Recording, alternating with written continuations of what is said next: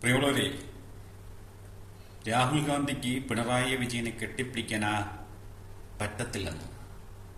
എന്താ കാര്യം? ഇടതുപക്ഷത്തിന്റെ ഇപ്പോഴുള്ള നേതാക്കന്മാരിൽ കരുത്തനായ ഒരു നേതാവാണ് പിണറായി വിജയൻ.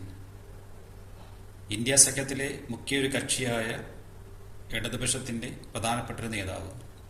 അദ്ദേഹത്തിനെ ആലിംഗനം ചെയ്യാൻ പറ്റത്തില്ലെന്ന്. നരേന്ദ്രമോദിയെ പോയി ആലിംഗനം ചെയ്യുന്നതിന് യാതൊരു കുഴപ്പമില്ല കേട്ടോ. ഇന്ത്യ സഖ്യത്തിലുള്ളൊരു പാർട്ടിയുടെ നേതാവിനെ ആലിംഗനം ചെയ്യാൻ രാഹുൽ ഗാന്ധിക്ക് പറ്റത്തില്ലെന്ന്.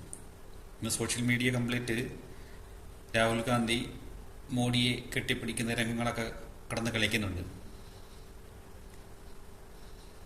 ഇത്രയ്ക്ക് മൈത്രം കൽപ്പിക്കുന്ന ഒരു കാര്യം ചെയ്യണം. ഇന്ത്യ സഖ്യത്തിൽ നിന്നും ഇടതുപക്ഷ പാർട്ടി മാറണമെന്നാണ് എൻ്റെ ഒരു അഭിപ്രായം.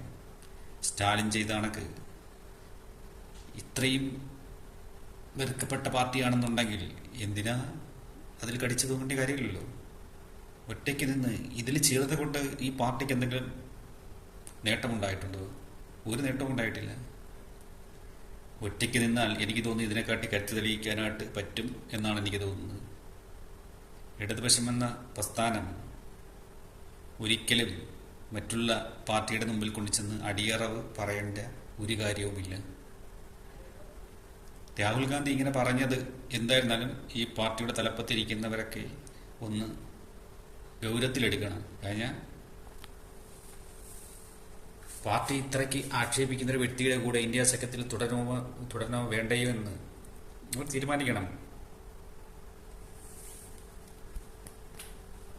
ഓക്കെ, എല്ലാവർക്കും നല്ലത് വരട്ടെ.